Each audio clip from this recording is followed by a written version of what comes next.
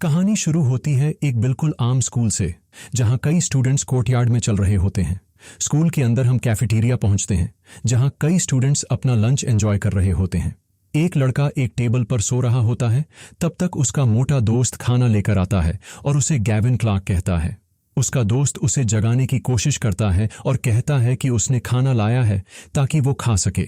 दोस्त सोचता है कि लड़का टायर्ड है, क्योंकि वो देर तक सीनियर स्कॉट से बात कर रहा था। जागते हुए कंफ्यूज्ड जवान लड़का सोचता है कि वो कहाँ है और नोटिस करता है हवा में एक बहुत ही अच्छा स्मेल। वो ट्रे देखता है और एक फुल मील देखता है जिसमें राइस और चिकन होता है। देखकर सरप्राइज्ड हो जाता है। अचानक लड़का कूदता है और सबको सुनाई देने वाली आवाज में चिल्लाता है कि ये रियल फूड है। अब लड़का प्लेट्स को देखता है, भूख से लार टपकाते हुए, और उसका दोस्त उसकी रिएक्शन से स्टार्टल्ड हो जाता है। बिना सोचे वो अपनी भूख मिटाने के लिए खाने के ऊपर जैसे एक जंगली जानवर की तरह अटैक कर देता है। मोटा दोस्त उससे कहता है कि धीरे से खाना, वरना चोकिंग हो जाएगा।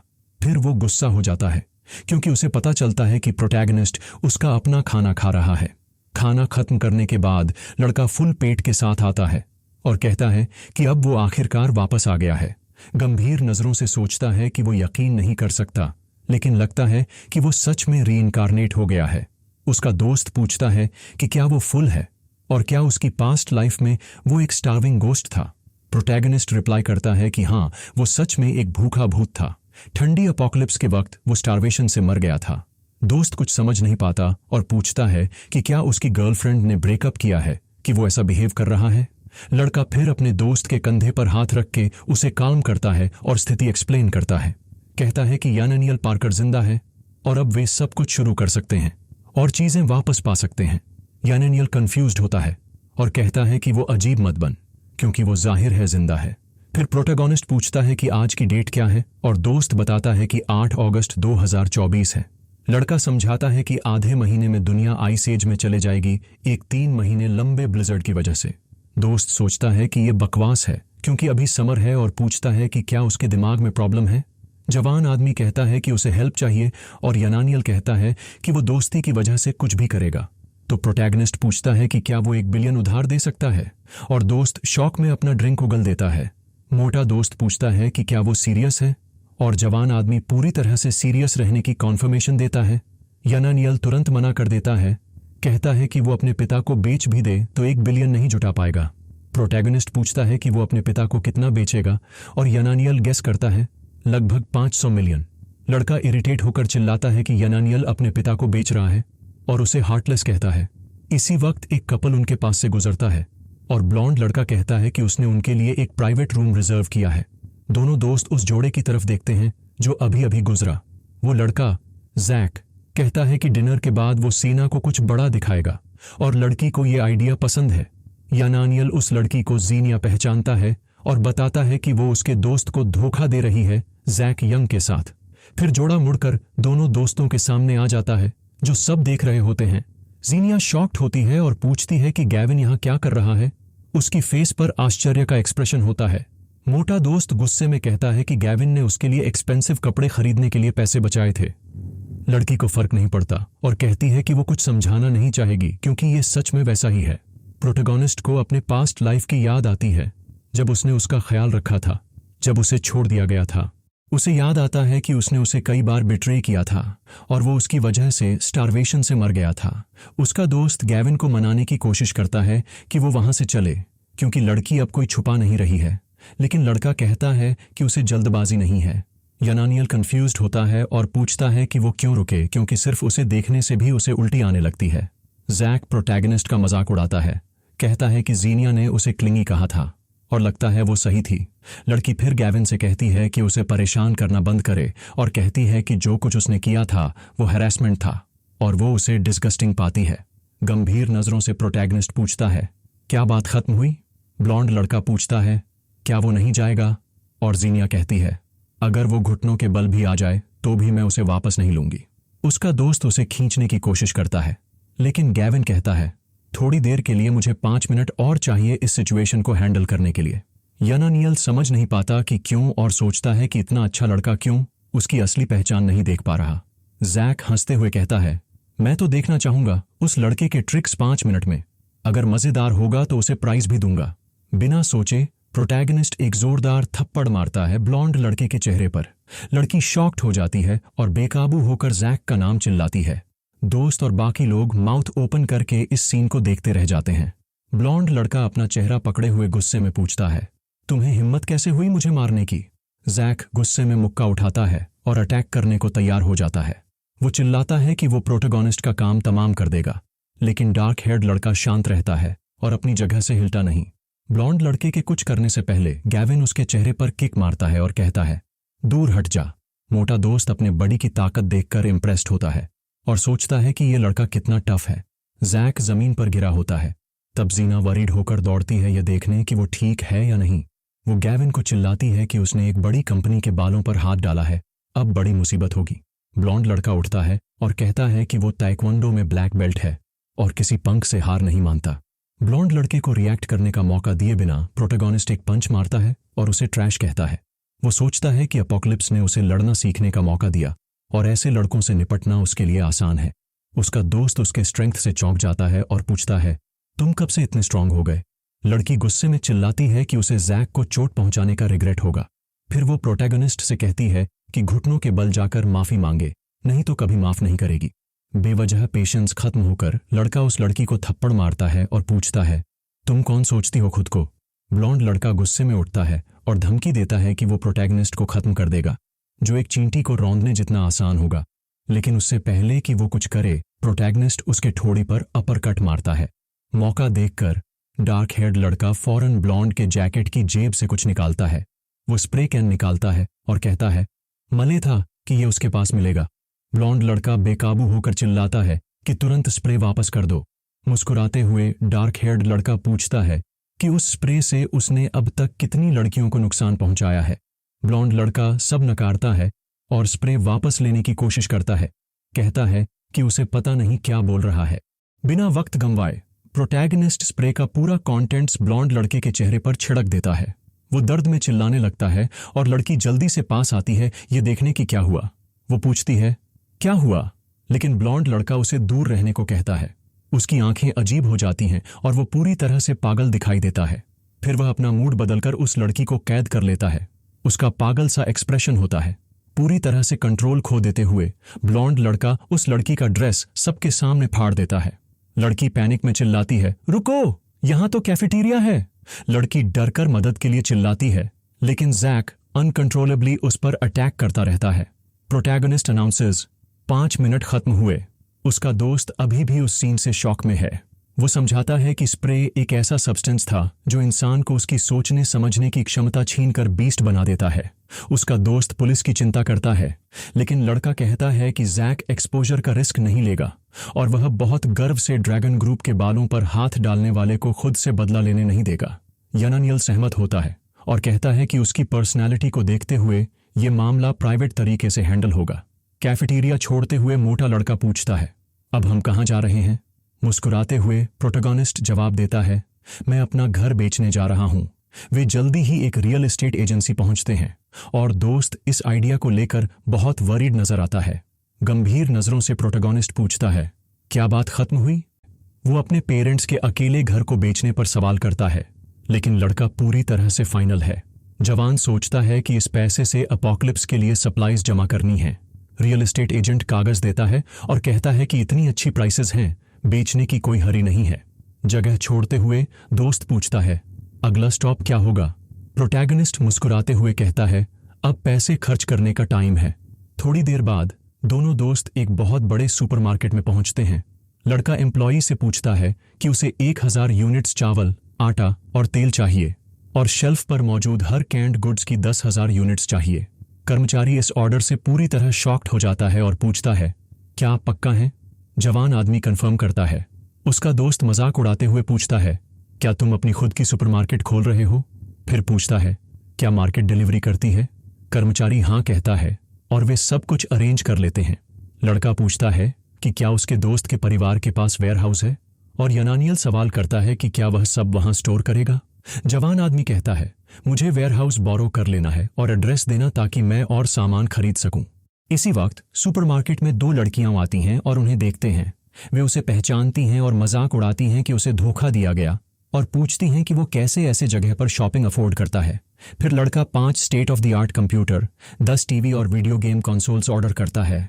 उसे लगता है कि अपोकलिप्स में एंटरटेनमेंट टाइम पास के लिए बहुत ज़रूरी होगा। कर्मचारी बहुत एक्साइटेड हो जाता है और कहता है कि तुम साल के सबसे बड़े कस्टमर हो, जिससे दोस्त और लड़कियां दोनों शॉक्ड हो जाते हैं। लड़कियां कॉस्ट को देख शॉक्ड हैं और सोचती हैं कि ऐसा गरीब लड़का इतना पैसा कैसे रखता है। प्रोटैगनिस्ट कहता है कि सारे इलेक्ट्रॉनिक्स को विंटर जैकेट्स में पैक कर दो। पर्पल हेयर्ड लड़की सोचती है कि क्या वो सच में गरीब है, क्योंकि उसने पहले ही 1 मिलियन से ज़्यादा खर्च कर दिया है। वे कंक्लूड करती हैं कि वो कोई रिच आदमी छुपा रहा है और ये उनके लिए बड़ी अपॉर्चुनिटी है। लड़का सोचता है कि अपोकलिप्स के लिए लगभग रेडी है और अब उसे कुछ और इम्पॉर्टेंट चीज़ों पर ध्यान देना है। एक फीमेल आवाज़ ग्रीट करती है और लड़का गंभीर होकर उसे इंस्टेंटली पहचान लेता है। दोनों पास आते हैं और उसकी तारीफ करते हैं, कहते हैं कि वो अचानक बहुत हैंडसम हो गया है। उसे याद आता है कि अपोकलिप्स में वे कुछ बदमाशों के लीडर थे और एक बार उन्होंने उसे लूट लिया था, जिससे वो ऑलमोस्ट फ्रीज हो गया था। पर्पल हेयर्ड लड़की पूछती है कि वो इतना क्वाइट क्यों है और उसे खाने के लिए इनवाइट करती है। लड़का इनविटेशन एक्सेप्ट करता है और कहता है कि वो कुछ संभालेगा और अपने दोस्त से कहता है कि वो सामान वापस ले जाए। लड़कियां सेलिब्रेट करती हैं कि वो मूर्ख मान गया और प्लान करती हैं कि फैंसी रेस्टोरेंट में उसका सारा पैसा खर्च करेंगी। प्रोटेगनिस्ट कहता है कि वो बिल्कुल स्टार्विंग है और लड़कियों के साथ मार्केट छोड़ देता है। कुछ देर बाद तीनों एक ऐसी बिल्डिंग के सामने पहुंचते हैं जो बहुत एक्सपेंसिव और लग्जूरियस लगती है। लड़कियां उसे रेस्टोरेंट ले जाती हैं और वो दिखावा करता है कि वो कितना एटोने है, कितनी महंगी जगह है। फैंसी जगह के अंदर एक लड़की पूछती है कि उसे वहां का खाना कैसा लगता है। मेन्यू देखते हुए प्रोटेगनिस्ट दिखावा करता है कि वो शॉक्ड है और पूछता है कि क्या ये थोड़ा ज्यादा प्राइसी नहीं है। दोनों लड़कियां परवाह नहीं करती और कहती हैं कि अगर वो कुछ ऑर्डर नहीं करेगा तो वे खुद के लिए ऑर्डर करेंगी। ग्रीन ड्रेस वाली लड़की वेट्रेस से सबसे महंगे डिशेस ऑर्डर कर देती है। 1 घंटे बाद पर्पल हेयर्ड लड़की कहती है कि वो बहुत फुल है क्योंकि उसने काफी समय से इतना नहीं खाया। वो गैविन से पूछती है कि उसका खाना कैसा था और वो कहता है कि अच्छा था, लेकिन अब उसे बाहर जाना है। प्रोटैगनिस्ट टेबल से उठता है और आराम से रिसेप्शन एरिया की तरफ चलता है। वहां वो बिल इग्नोर करता है और कहता है कि 10 दिनों तक 100 टेबल्स पर वही डिशेस तैयार करवाई जाएं।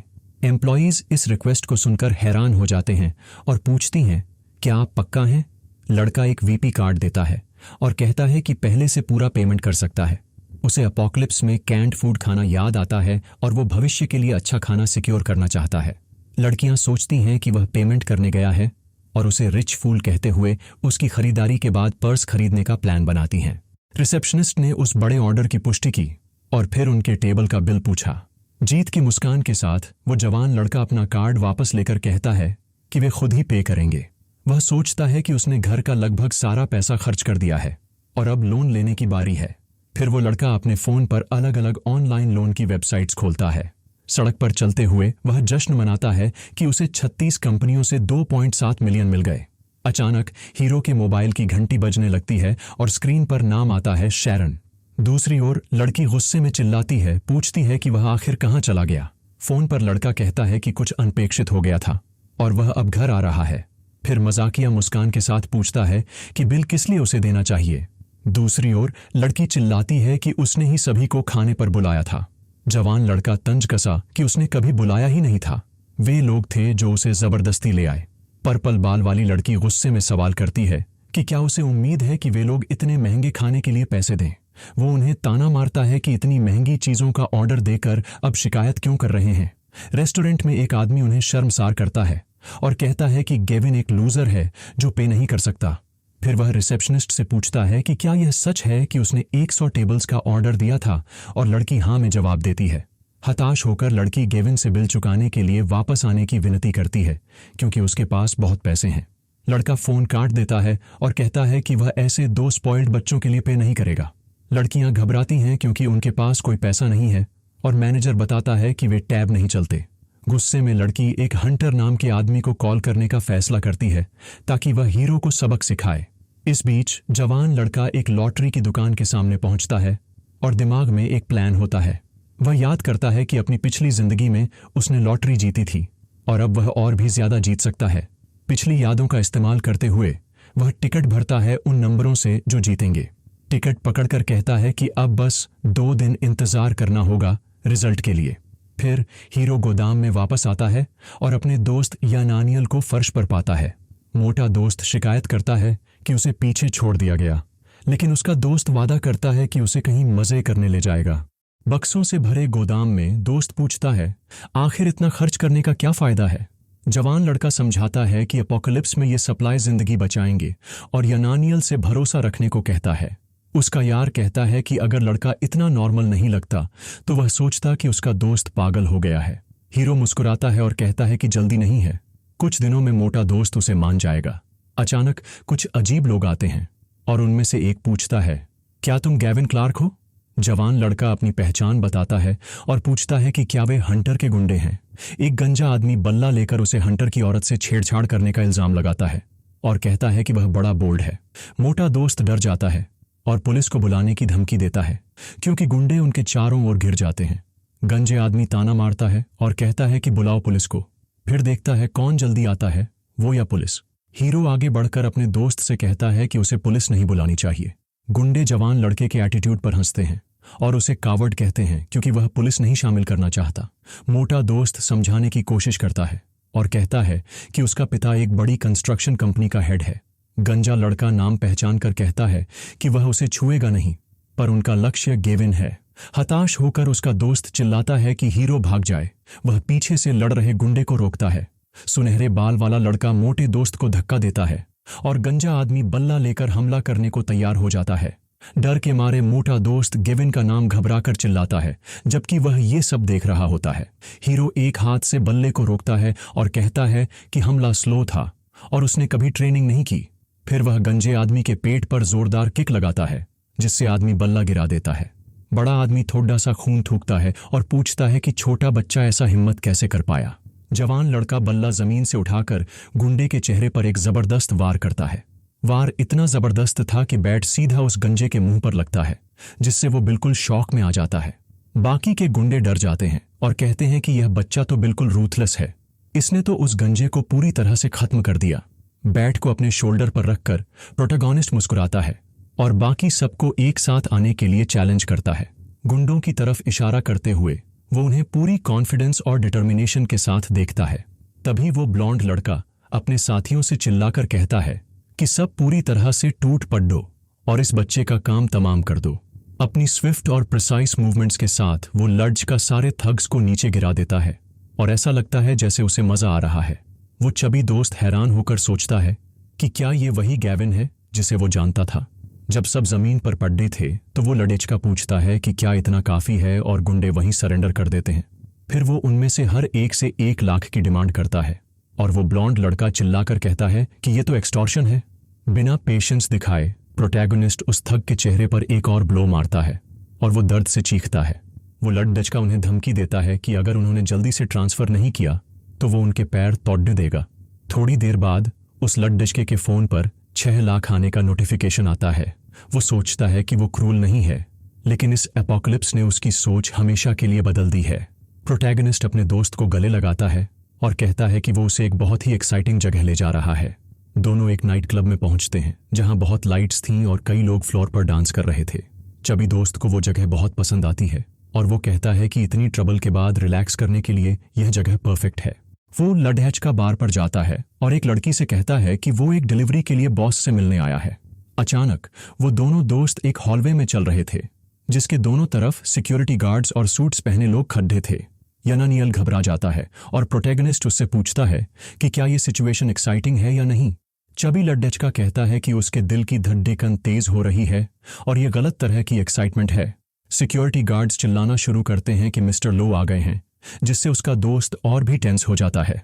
फिर वो दोनों एक आदमी के सामने खड़े होते हैं जिसकी पीठ उनकी तरफ थी और उसके लंबे पर्पल हेयर थे। वो आदमी मुड़ता है और वो एक बूढ़ा आदमी निकलता है जो पूछता है कि क्या वे डिलीवरी के लिए आए हैं। प्रोटैगनिस्ट कहता है कि वो पहली बार मिल रहे हैं और वो डिलीवरी के बारे में सुनकर आया है। मिस्टर लो सवाल करता है कि गुड्स कहाँ हैं, क्योंकि वे दोनों खाली हाथ थे। मुस्कुराते हुए वो लड्डचका कहता है कि वो खुद ही गुड्स हैं और बूढ़े आदमी को ये बात अम्यूजिंग लगती है। लेकिन अचानक वो बॉस सीरियस हो जाता है और अपने आर्म्ड सिक्योरिटी गार्ड्स को उन दोनों को डिटेन करने का ऑर्डर देता है। चबी दोस्त पैनिक में आ जाता है और इस मेस से बाहर निकलने के लिए अपने पिता का नाम इस्तेमाल करने की कोशिश करता है। वो पूछता है कि वे किस तरह के गुड्स डिलीवर कर रहे हैं और वो नौजवान समझाता है कि उनके ऑर्गन्स। यानानियल और भी डेस्परेट हो जाता है और चिल्लाता है, वो कैसे उम्मीद कर सकता है कि उसका दोस्त पैनिक ना करे। वो लड्डेचका फिर बॉस को चैलेंज करता है और पूछता है कि क्या फेमस मिस्टर लो खरीदने की हिम्मत नहीं करता। फिर वो एक ऑफर देता है, कहता है कि 10 मिलियन के बदले में उसके सारे ऑर्गन्स उस बूढ़े आदमी के हैं। बॉस एक काउंटर ऑफर देता है और 5 मिलियन ऑफर करता है और कहता है कि मार्केट प्राइस कम है। वो लड्डेचका एक्सेप्ट कर लेता है और पहले पैसे मांगता है और प्रॉमिस करता है कि वो 3 दिनों में बॉडी डिलीवर कर देगा और बूढ़ा आदमी मान जाता है। मिस्टर लो फिर अपने एक गून को उन दोनों के लिए कॉन्ट्रैक्ट्स लाने का ऑर्डर देता है। प्रोटैगनिस्ट पूछता है कि सिर्फ एक ही कॉन्ट्रैक्ट क्यों है और अपने दोस्त के लिए एक और की रिक्वेस्ट करता है, जो तुरंत रिफ्यूज कर देता है। प्रोटेस्ट्स को इग्नोर करते हुए वो नौजवान सिक्योरिटी गार्ड से कहता है कि वो उसकी बात ना सुने क्योंकि वो सच में सेलिंग कर रहा है। सिक्योरिटी गार्ड फिर बंदूक की नोक पर चबी लड्डेडके से कॉन्ट्रैक्ट पर साइन करवाता है। जगह छोड़ देते हुए उसका दोस्त उस पर चिल्लाता है और उसे सेल आउट करने के लिए इनह्यूमन कहता है। वो लड्डेचका उससे कहता है कि चिंता मत करो और चबी दोस्त कहता है कि लो एक डेंजरस गैंग लीडर है। सीरियस लुक के साथ वो नौजवान बताता है कि 3 दिन में वो लो आदमी खत्म हो जाएगा। उसका दोस्त यकीन नहीं करता, लेकिन प्रोटैगनिस्ट कहता है कि वो उसे एपोकलिप्स पर यकीन करवा देगा। एक बड़े मैंशन के सामने एक रियल्टर पूछती है कि क्या वो लड्डेचका इस एक हाउस को ही रेंट पर लेने के लिए श्योर है। वो पूरी सर्टेनिटी के साथ कंफर्म करता है और उस औरत से कहता है कि वो बाकी किसी में भी इंटरेस्टेड नहीं है। चबी दोस्त को कुछ समझ नहीं आता और वो पूछता है कि वे अचानक मैंशन क्यों रेंट पर ले रहे हैं। प्रोटैगनिस्ट को याद आता है कि उसकी पास्ट लाइफ में वो मैंशन एपोकलिप्स के दौरान सबसे सेफ जगह थी। वो फिर तय करता है कि क्योंकि वो अपनी पास्ट लाइफ में वहीं मरा था, इसलिए उसकी नई लाइफ की शुरुआत भी उसी जगह से होगी। रियल्टर चेतावनी देती है कि मालिक रेंट पर नहीं देना चाहता, लेकिन वो लड्डेचका डबल रेंट प्राइस ऑफर करता है। तब भी वो कहती है कि यह पैसे की बात नहीं है और वो ऑफर को 5 गुना बढ़ा देता है। मुस्कुराते हुए वो नौजवान 10 गुना रेंट ऑफर करता है और कहता है कि वो पहले महीने का रेंट अभी पे कर सकता है। एक्साइटेड होकर वो औरत गारंटी देती है कि वो उसके लिए वो हाउस लेकर रहेगी, भले ही उसे मालिक के सामने भीख क्यों न मांगनी पड़े। फिर वो कहता है कि उसकी एक कंडीशन है, वो मूव इन करने से पहले हाउस का पूरी तरह से रेनोवेशन चाहता है। अचानक एक बूढ़ी औरत आती है और सीना से कहती है कि वो जैक के साथ इस अपॉर्चुनिटी को सीज कर ले। चबी दोस्त उस लड़की को वहां देखकर हैरान होता है और सोचता है कि वो वहां क्या कर रही है। वो लड्डेचका बताता है कि यह सिंपल है और यह जैक नौजवान लड़का उस कम्युनिटी में एक मैंशन का मालिक है। जीना अपने एक्स बॉयफ्रेंड को वहां देखकर गुस्से और कंटेम्प्ट से भर जाती है। वो उस पर चिल्लाती है और पिछली बार जो हुआ था उसके बाद उस पर फिर से स्टॉकिंग करने का आरोप लगाती है। लड़की की मां बीच में आती है और कहती है कि उसकी बेटी कभी भी किसी गरीब फ्यूचरलेस स्टूडेंट में इंटरेस्टेड नहीं होगी। प्रोटैगनिस्ट परेशान हो जाता है और पूछता है कि क्या वे दोनों इडियट हैं और कौन उनकी स्टॉकिंग करेगा। एक मॉकिंग स्माइल के साथ वो कहता है कि वे जितनी मर्जी उसे कंडेम कर सकते हैं, लेकिन हाउस रेंट पर लेने का उनसे कोई लेना देना नहीं है। जीनिया उस पर हंसती है और शक करती है कि उसके पास 20,000 प्रति माह का रेंट देने के लिए पैसे हैं भी या नहीं। उसी समय रियल्टर वापस आती है और अनाउंसमेंट करती है कि सब कुछ तय हो गया है और रेंट 25,000 है। जीनिया की मां शॉक में आ जाती है और यकीन नहीं कर पाती कि उस गरीब लड़के ने सच में मैंशन रेंट पर ले लिया। वो लड़की उस पर हंसती है और कहती है कि उसके पास रहने की कोशिश करने का कोई फायदा नहीं है क्योंकि वो उसे नहीं चाहती। प्रोटैगनिस्ट और उसका दोस्त सोचते हैं कि वो लड़की पूरी तरह से क्रेजी और डिल्यूजनल है जो ऐसा सोच रही है। उसकी मां कहती है कि रेंट कम है और यह उसे उसकी बेटी का पीछा करने के लिए क्वालिफाई नहीं करता। रियल्टर उन्हें याद दिलाती है कि ऑफर 10 गुना प्राइस का था और वो लड्डेचका तुरंत पे करने के लिए मान जाता है। मां और बेटी स्पीचलेस रह जाती हैं और शक करती हैं कि उसके पास 2,50,000 पे करने के लिए हैं भी या नहीं। अनफेज्ड होकर वो नौजवान तुरंत ट्रांसफर करता है और अपने फोन पर रिसीप्ट दिखाता है। रियल्टर उसे चाबियां सौंपती है और कहती है कि हाउस उसका है और वो उसे जैसे मर्जी रेनोवेट कर सकता है। मां सोचती है कि क्या वो लड्डेचका किसी अमीर फैमिली से है और ज़नाया कहती है कि ये इम्पॉसिबल है और वो इसकी इन्वेस्टिगेशन करेगी। स्ट्रीट पर चलते हुए प्रोटैगनिस्ट पूछता है कि क्या उसके दोस्त को शहर की सबसे बड़ी रेनोवेशन कंपनी के हेड के बारे में पता है। वो अपने दोस्त से एक मीटिंग सेटअप करने के लिए कहता है और चबी लड्डेचका मैंशन को रेनोवेट करने के प्लान पर सवाल करता है। वो लड्डेचका उससे कहता है कि सवाल मत पूछो और बस मीटिंग सेटअप करो क्योंकि उसे आज रात सब कुछ समझ आ जाएगा। उसका दोस्त उसी दिन के लिए मीटिंग मैनेज कर लेता है क्योंकि बॉस ने उससे मिलने के लिए सब कुछ पोस्टपोन कर दिया था। प्रोटैगनिस्ट उसे धन्यवाद देता है और कहता है कि वो गिफ्ट के रूप में इंस्टेंट नूडल्स का एक ट्रक भेजेगा। मुस्कुराते हुए वो अपने दोस्त से कहता है कि चिंता मत करो क्योंकि उसके पिता को यह गिफ्ट जल्द ही पसंद आ जाएगा। वे रेनोवेशन कंपनी में पहुंचते हैं और एक एम्प्लॉई उनसे सीईओ का इंतजार करने के लिए कहता है। जेनी और उसकी माँ भी वहीं होती हैं और वो बूढ़ी औरत अपनी बेटी से एक अच्छी रेनोवेशन सिक्योर करने के लिए कहती है। वो दोनों दोस्त वेटिंग रूम में एंटर करते हैं और रिसेप्शनिस्ट पूछती है कि क्या उनकी अपॉइंटमेंट है। वो लड़की उन्हें देखकर फ्यूरियस हो जाती है और उस पर रेनोवेशन कंपनी में भी उसका पीछा करने का आरोप लगाती है। प्रोटैगनिस्ट अपना पेशेंस खो देता है और सोचता है कि वो इन दोनों इडियट्स से बार बार क्यों मिल रहा है। जीनिया प्रोटैगनिस्ट के दोस्त का मजाक उड़ाती है और कहती है कि ऐसी जगह रेनोवेट करना मूर्खता है जो उसकी है ही नहीं। वो लड का रिसेप्शनिस्ट को अपना इंट्रोडक्शन देता है और कहता है कि उसकी इस समय की मीटिंग स्केड्यूल्ड है। माँ और बेटी को शक होता है कि वो रेनोवेशन के लिए आया है और सोचती हैं कि वो बस शो ऑफ कर रहा है। एक हैवी सेट आदमी सूट में आता है और एम्प्लॉई से पूछता है कि वो इंसान कहाँ है जिससे उसकी मीटिंग है। रिसेप्शनिस्ट ग्रुप की तरफ इशारा करती है और कहती है कि वो इंसान यहीं इंतजार कर रहा है। जीनिया की माँ मिस्टर श्याओ को देखकर बहुत एक्साइटेड हो जाती है और जैक के इन्फ्लुएंस की तारीफ करती है। फिर वो प्रोटैगनिस्ट की तरफ मुड़ती है और दोनों के स्टेटस में फर्क बताती है। वो रेड हेयर्ड लड़की उसके पास आती है और उस आदमी को मुस्कुराते हुए ग्रीट करती है। मिस्टर श्याओ कंफ्यूज हो जाता है और पूछता है कि क्या उसकी उस समय की कोई मीटिंग स्केड्यूल्ड है। जीनिया जल्दी से हाँ कहती है और बताती है कि वही वो इंसान है जो मीटिंग के लिए वहां है। वो आदमी पूछता है कि क्या उसका नाम गैविन क्लार्क है और वो लड़की ना कहती है और बताती है कि उसका नाम जीना है।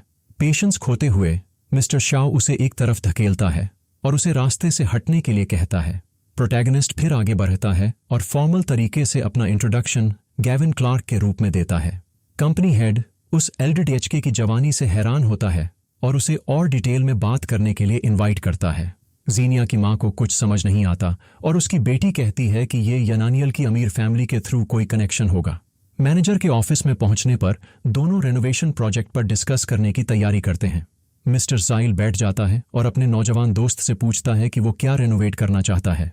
एक कॉन्फिडेंट स्माइल के साथ प्रोटैगनिस्ट जवाब देता है कि वो एक पूरे मैंशन को रेनोवेट करना चाहता है। वो आदमी कहता है कि यह एक छोटा जॉब है और वो अपने डिज़ाइन डायरेक्टर से इसे हैंडल करने के लिए कहेगा, लेकिन वो लारी डी.एच का इंसिस्ट करता है और कहता है कि यह बेहतर होगा अगर मिस्टर शाओ खुद इस पर पर्सनली डिस्कस करें। मिस्टर शाओ कहता है कि सच कहूं तो वो बहुत बिजी है और सिर्फ बड़े प्रोजेक्ट्स ही डील करता है। प्रोटैगनिस्ट फिर उसे यकीन दिलाता है कि वो एक बड़ा प्रोजेक्ट है और वो आदमी बजट के बारे में पूछता है। वो लड का बताता है कि उसका बजट कम से कम 30 मिलियन है और वो बॉस हंसने लगता है, लेकिन अचानक वो आदमी अमाउंट रियलाइज करता है और जो उसने अभी सुना था उसे पूरी तरह से शॉक हो जाता है। फिर वो पूछता है कि क्या वो नौजवान नंबर के बारे में श्योर है और क्या उसका मतलब 3 मिलियन तो नहीं था। एक कॉन्फिडेंट स्माइल के साथ वो लड का कंफर्म करता है कि टोटल बजट 30 मिलियन है। एक डायरेक्टर मदद करने के लिए आता है, लेकिन बॉस उसे तुरंत डिसमिस कर देता है और कहता है कि वो सब कुछ खुद हैंडल करेगा। मिस्टर जो कमेंट करता है कि इतने पैसों से वो एक मैंशन खरीद सकता है और रेनोवेशन के बारे में पूछता है। जवाब में प्रोटैगनिस्ट एक कागज का रोल देता है और कहता है कि प्रोजेक्ट ब्लूप्रिंट्स इसमें हैं। पेपर्स का एनालिसिस करते हुए वो आदमी शॉक में आ जाता है और पूछता है कि क्या वो कोई फोर्ट्रेस बना रहा है। वो नौजवान कहता है कि अगर जरूरत पड़ी तो वो और भी पे कर सकता है और सिर्फ एक रिक्वायरमेंट है कि काम आधे महीने में खत्म हो जाए। बॉस को प्रोजेक्ट मुश्किल लगता है और कहता है कि ये अपोक्लिप्स के लिए वॉर बंकर जैसा लग रहा है। वो लॉर्डिका फिर उससे कहता है कि वो मान ले कि अपोक्लिप्स है और 20 मिलियन का एडवांस्ड पेमेंट ऑफर करता है। एक डिटर्मिन्ड लुक के साथ वो आदमी जॉब एक्सेप्ट कर लेता है और कंपनी के सारे रिसोर्सेज को मोबिलाइज करने का प्रॉमिस करता है। वहां से जाते हुए चबी दोस्त डर जाता है और कहता है कि रेंट के हाउस पर 35 मिलियन खर्च करना पागलपन है। प्रोटैगनिस्ट उसे चेतावनी देता है कि जल्द ही पैसों की कोई वैल्यू नहीं रहेगी और उसका दोस्त पूछता है कि कैश कहां से आया। वो फिर बताता है कि उसने 10 मिलियन का लोन्स लिया है और यनानियल कहता है कि अपोक्लिप्स का असली होना बेहतर होगा। बाहर जीनिया उस पर ताना कसती है और पूछती है कि उसने उसका अटेंशन पाने के लिए कितने खर्च किए। पेशेंस खोते हुए वो लडर डी.एच का उससे अपने काम से काम रखने के लिए कहता है और कहता है कि यह उसकी कंसर्न नहीं है। लड़डीएचकी की माँ ब्रैग करती है कि उसकी बेटी ने 1 मिलियन खर्च किए और कहती है कि असली पावर ये है। चबी दोस्त बात में जुट जाता है और कहता है कि 1 मिलियन कुछ भी नहीं है क्योंकि गेविन ने 35 खर्च किए। जेना हंसना शुरू कर देती है और कहती है कि अगर ये 5 लाख होते तो वो यकीन कर लेती, लेकिन 35 मिलियन नहीं। प्रोटैगनिस्ट फिर उसे चैलेंज करता है, पूछता है कि अगर उसने सच में इतने खर्च किए तो क्या वो उसे डैडी बुलाएगी। वो लड़की कहती है कि उसने पहले ही इन्वेस्टिगेशन कर ली है और वो जानती है कि उसे अपने हाउस से ज्यादा 3 मिलियन मिले हैं। उसकी माँ भी जोक में शामिल हो जाती है और कहती है कि अगर उसने सच में इतने खर्च किए तो वो उसे डैडी बुलाएगी। एक एम्प्लॉई आता है और वो कॉन्ट्रैक्ट देता है जो वो लड़डीएच का जाते हुए लेना भूल गया था। वो बूढ़ी औरत वो कागज स्नैच कर लेती है और कहती है कि वो वहां मौजूद सबके सामने उसका झूठ एक्सपोज करेगी, लेकिन डॉक्यूमेंट पढ़ते ही उसके एक्सप्रेशंस पूरी तरह से बदल जाते हैं और उसका मुंह खुला रह जाता है। उसकी बेटी पूछती है कि क्या हुआ और वो माँ कागज पर लिखी हुई अमाउंट देखकर स्पीचलेस हो जाती है। पैनिक भरी लुक के साथ वो औरत बताती है कि कॉन्ट्रैक्ट पर जो अमाउंट लिखी है वो सच में 35 मिलियन है। डेस्परेटली वो चिल्लाती है कि कॉन्ट्रैक्ट फेक है क्योंकि उसके लिए इतना पैसा होना इम्पॉसिबल है। एम्प्लॉई कंपनी का बचाव करता है और कहता है कि कॉन्ट्रैक्ट बॉस ने साइन किया है और वो फेक नहीं है। प्रोटैगनिस्ट उस औरत के पास जाता है और उसे डैडी बुलाने के उसके प्रॉमिस की याद दिलाता है। बिना झिझके वो उस औरत को जोरदार स्लैप मारता है जिससे वो एक तरफ जा गिरती है। चबी दोस्त इस सीन का जश्न मनाता है और वो लड़का कहता है कि अब उनके जाने का समय हो गया है।